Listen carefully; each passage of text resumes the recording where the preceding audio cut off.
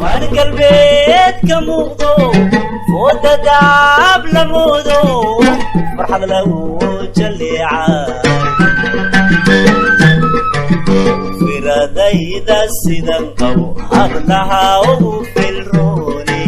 asalaamu calaykum waraxmatullaahi wabarakaatu. daawadayaasha ku xiran bejka youtube-ka ee miskimaanka official kusoo dhawaada sheekadii hami caashaq iyo hungabeena qaybteedii labaad. waxaynu ku bilaabanaysaa sida tan. waxay xaaladdu sida ahaataba maalin ayay gabadhii wiilkii u sheegtay arrin uusan jeclaysan. arrinka nasre ay axmed u sheegtay waxa uu ahaa in uu jiro arrin inta badan ay ka baaqsatay sababo la xiriira inaysan isaga si qoto dheer u aqoon oo ay barasho ugu laabnayd, balse haatana ay baratay kuna kalsoon tahay wax walba markana ay u furan yihiin inay la wadaagto. axmed oo hadalkii ka soo dhex galay raagsadeyna waxa loo sheegayo ayaa yidhi, gacaliso waad mahadsan tahay ee arrinku muxuu yahay? waxay u sheegtay inay doonayso inay isbarto gabar saaxiibo weyn ay yihiin, haddana ay meel wada joogaan, gurina ay wada degan yihiin. sidoo kale waxay intaasi raacisay in ay kalsoonida uun dareemayo in aysan wax kale ula jeedin, inay gabarta baraysa ay tahay gacanteedii midig oo aysan marnaba ka maarmin, sidaas daraaddeed ay jeclaatay aadna u danaynayso inay isbarto saaxiibkeeda cusub ay jacayl wadaagga yihiin iyo saaxiibadeed oo dhib iyo dheefba ay wadaagaan. axmed soo jeedinta markii hore sooma dhoweyn, waa uuna ka biyadiiday. waxauna u arkayey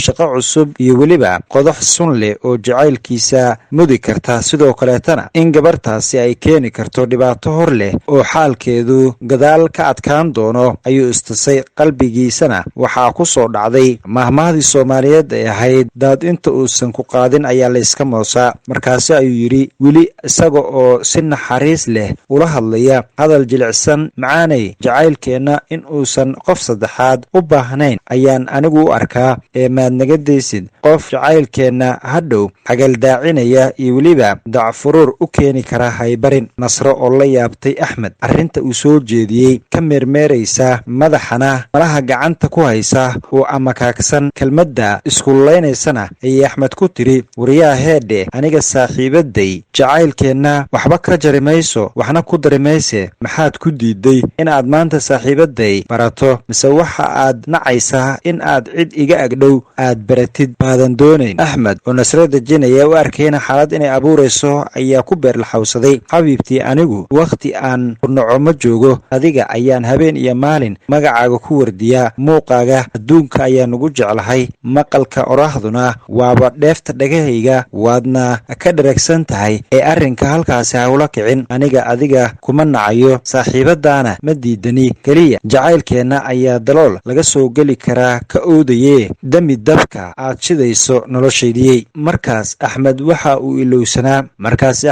ilowsanaa in marka dumarku ay rabaan inay ragga barnaamij ka dhaadhiciyaan ay xaalad abuuraan, weliba marka ay og yihiin in aan laga tegi karin. xumaan kuma aha, balse arrimahooda ayay ku fushadaan, waana wadiiqo in badan u fududaysa. gabadhii nasro waa aragtay in axmed arrinku weli diidan yahay, sidoo kaleetana waxay aragtay meesha uu ka jilicsan yahay oo markii horeba ay lahayd waad inacaysaa, si sahlan unbay kula ahayd, balse hadda waxa aan rabaa in godkaasi nacaybka la yidhaahdo ay degto, cayaartana ka dheesho. markaasi ayay tiri, wiilow, haddii aad i jeceshahay saaxiibadayna waa ad jeclaan lahayd, oo soomaalidu waxay tidhahaa ninka aad jeceshahay eygiisana waa la jeclaadaa, ee ima rabtid. waxa aan ku ogeysiinayaa in balaayada saaxiibaday ay gadaasha ku wadato aysan iga maqnayn, ee taasi maanka ku hay. aboowe teleefoonkii ay ku wada hadlayeen casaanka amaba meeshii guduudan ayay taabatay. axmed oo arkayay in nasre ay xanaaqday oo ay dhibsatay diidmadiisa ayaa dib u minicsaday, isna canaantay naftiisa. diidmadii ay ka keentay ay canaan iyo cambaareen ay isku raacisay. isaga oo nafta la diriraya ayuu jirkiisa hal mar eegay, waxaase asagii uu wada qoyey, oogada jirkiisuna wada biyo noqotay. maxaa ku qooyey ayuu isweydiiyey, wuuse ogaaday in uu dhididay. axmed sunta caashaqa mar hore ayay gaartay ayaa ka dhididsiinaysa, ee xanuunka lama hayo. tan kale axmed in uu nasro ka xanaajiyo marnaba isagu ma rabin, ee waa ay dhacday, xitaa ma uu hubsan inay xanaaqday. keliya teleefoonka ayay geysay iyada oo aan la socodsiin ayaa walwal baaxad leh ku abuurtay. Axmed ayaa isku arkay isaga oo gununacaya fururyaha kala qaaday oo ku hadaaqay heestan sida ubadka hooyadeed saxarka uga dhowrtaa u salaaxda oogada qalbigaad sifaysaa sirgacantaad ka dhowrtaa. malaha heestani waxa uu la jeedaa naftu marka ay ciriiri dareento waa adigii u soo gurman jiree maantay ma adigiibaa holac u furay oo kululeynaya qof kale darteedna hadal aan jeclaysan igu oranaya dunyey xaalkaaba ayuu ku calaacalay. markii hore gadacad ayuu u jiifay, hadda waa kan bahinqaday, waa kan kadaloobsaday oo fikiraya muxuu ku fikirayaa wiilka maxaa ka qaldan, yaa wax ku sameeyey, wax kale kuma dhicin balse Nasre ayaa hadalka ku kulaysay arninku beer jilicsana keligiis maaha ee waa nin kasta oo jacayl laabtiisu degaa in uu yahay mid nugul. Axmed markuu cabaar joogay ayuu wacay Nasro kuna yiri gacaliso wax walba darta ayaan u samaynayaa ee ibar abaayo wax kama qabee. iyadoo aragtay in ay ka guulaysatay oo sida ay rabto loo yeelay ayaa tiri intaas baan kaa rabay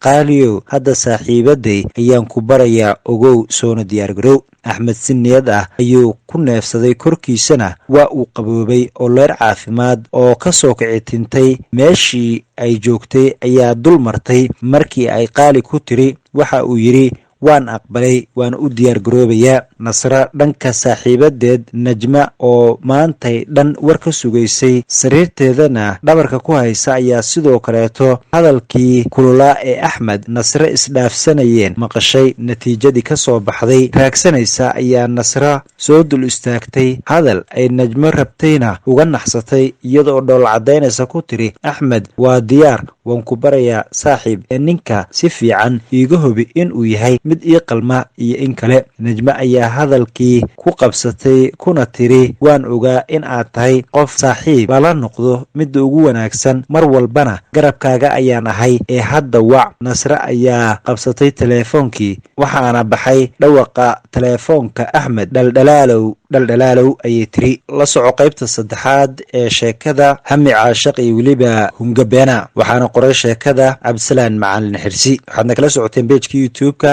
ee miskimaanka official. fadlan haddii aad ku cusub tahay subscribe saar lana wadaag asxaabtaada kale. mahadsanidka muuqdo wadadaab la moodo farxad lagu jaleeca firadayda sidan qabo hablaha